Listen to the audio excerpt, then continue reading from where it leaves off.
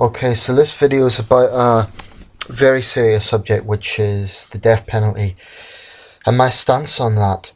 Um, First of all, to just give you the context of the United Kingdom where I'm speaking from, the death penalty was officially abolished here in 1969, I believe.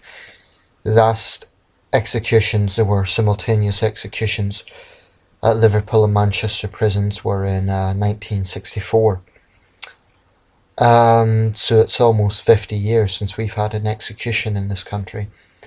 But we've a very long history of executions, and up until 1868 they were public executions. Um, Instinctively, I'm opposed to the death penalty, and I believe we should retain abolition. But I don't believe this is necessarily a black and white issue. And I do see some of the arguments from the other side. Um, Now, a lot of human rights activists are very active in this front in trying to campaign for universal abolition. And I go along with that to some extent, because I'll lay out the reasons why I'm opposed to the death penalty. There's numerous reasons. Number one, I believe it brutalizes society. I believe that it amounts to state killing. I believe that it is not justice but borders on revenge. I believe it sets an unhealthy precedent. I believe that the risk of mistakes being made is a serious mitigating factor. And there's another point which Dennis Thatcher, the husband of the former Prime Minister, made. He argued that juries, frightened of sending an innocent person to death row, would actually find that person innocent, when actually they may well be guilty, thus justice is not served. It can also be argued that in some cases for particularly heinous crimes, the death penalty is actually an easy way out. And certainly in the case of Islamists and other certainly ideological crimes, those involved may actually want it. In which case, if you give them the death penalty, you're actually giving them what they want. There's a lot of areas I can speak about with this subject. Certainly too many to mention in this video. It's one of those subjects where really all the issues involved I cannot encompass in a 15-minute video. There's no hard evidence that it reduces crime. The United States has the death penalty, and violent crime in the US is higher than it is in the UK. Certainly the homicide rate's higher. So there's no evidence that it reduces crime. States that have the death penalty in America, there's no evidence that they have lower crime rates than states that don't. There's also the issue of botched executions. Definitely in the case of the electric chair, there's been many cases of that going horribly wrong. There's been the issue of last-minute reprieves, where evidence has been produced at the last minute, literally, and then the governors had to reprieve those on death row. There's also the issue that it's actually not used that commonly anyway. The reason I mention that is the vast majority of murders in the US do not result in a death sentence, which poses a question, what's the point of having it at all? There's a lot of areas to look at with this. I should say I'm speaking about the death penalty in the context of democratic countries, because I believe in undemocratic countries, it's a different context. It's used in many cases for political persecution. Now, China executes more people than the rest of the world combined. And it's true that most of them are probably criminals, like triads and so on. But I do believe there's probably political dissidents among them. And it's very secretive. And it's well known that defense lawyers are often harassed by the authorities. I really don't trust the Chinese legal system. and no one knows for certain how many people are executed because the government doesn't always publish the figures, but some estimates give it as many as 4,000 a year. 4,000 a year. By comparison, the US in a bad year is about 100 a year. Saudi Arabia, Iran, they also lead the way. I think Egypt is one of the leading countries. Japan and South Korea have the death penalty, but they don't carry it out as much as the United States. And in the case of Japan, they have a particularly cruel method where they don't inform the relatives until the last minute that their relatives executed. I can't understand that. I can't understand the reason for that. And then the case of the US, in a country that loves guns, I don't know why, if they have to have it, they don't have firing squads. I mean, I don't believe there's any sort of humane death penalty, but I believe a firing squad is more humane than the electric chair. I believe the electric chair is a barbaric method of execution with no place in the civilized world. And there have absolutely been cases where strong questions of innocence have been brought about, like the Troy Davies case in Georgia a few years ago. In a nutshell, the death penalty just makes me deeply uncomfortable. I don't think it's progressive for society at all. Now, having said that, no doubt people who believe in the death penalty are going to turn around and say, oh, you're a bleeding heart liberal, you don't know what it's like to be a victim of crime, yada yada yada. I lived for 2 years in a tough housing estate surrounded by gangs. I regard myself as pretty conservative on crime.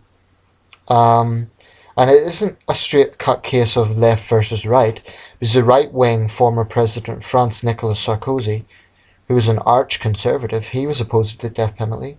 And there's been other examples of conservatives opposed to the death penalty. I'm not a conservative, but on this issue, on the issue of crime, I don't regard myself as left-wing at all. I believe criminals should face justice.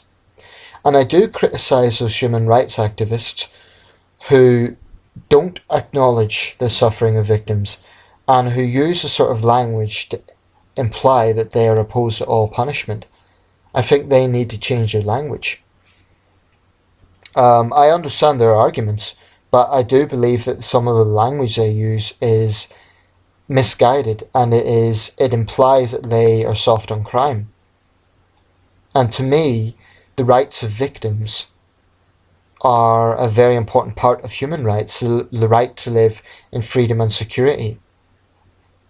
And if people are being terrorized by gangs, their security is being violated. That's an attack on human rights. Criminals violate the human rights of their victims, and I do wish human rights activists would acknowledge that. Now, to be fair, they do in certain cases, in the case of, for example, sexual crimes and so on, but I don't believe they take, for example, the impact of gang violence seriously enough. I don't believe they condemn that strongly enough. And most of the time I'm backing human rights people, and I will continue to back them, but I believe they need to be a lot more vocal in condemning criminals. Because that gives human rights a bad image. It gives human rights this sort of image of being pro-criminal, when I don't believe it should be. You can believe in human rights, but also believe in being tough on crime. And it's not a case of being one negotiates with the other. Now, on the issue of the death penalty, I do believe there are people whose crimes are so disgusting, so cruel, and so heinous that they probably do deserve the death penalty. There's no question about it. If you have someone who rapes a child, then murders that child after kidnapping them, that piece of shit probably deserves a bullet in the head, no question about it. They deserve worse than that, in fact. But the problem is, A, is execution an easy way out? B, does it set a precedent whereby, okay, if you're going to execute someone for that, then let's just execute people for any sort of murder? And then it sets a precedent, then you return the death penalty, and there's all the other flaws that the death penalty blatantly has.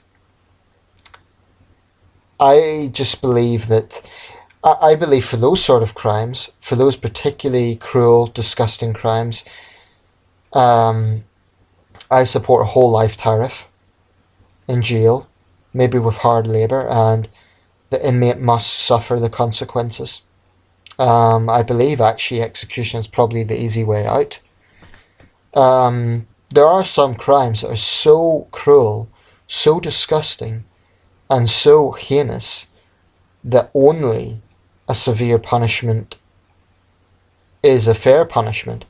And I do wish those who oppose the death penalty would acknowledge that those sort of crimes should result in a severe punishment. Not necessarily the death penalty, but I believe they need to change their language.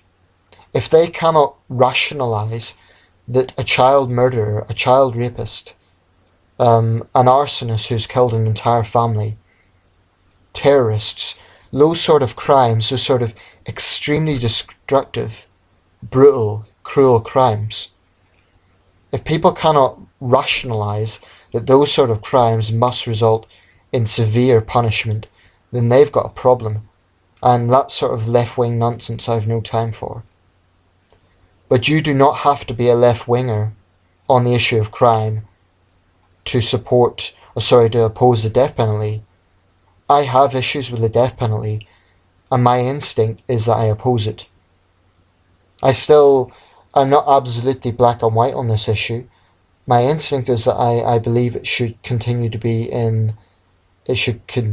abolished. 70% of me thinks it should, but there is part of me that does see the argument of those who call for it to be returned.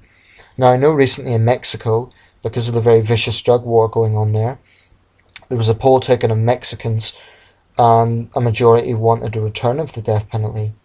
Even the Mexican Green Party, which is considered a left-wing party, were calling for it to be returned. Now, my message to human rights activists is, I do agree with a lot of your arguments against the death penalty. I go along with that.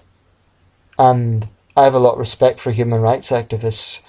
But I would say to you, if you continuously focus on abolition and not focus on what the alternative should be, then you're going to get a bad image. You're simply going to get an image of defending criminal thugs.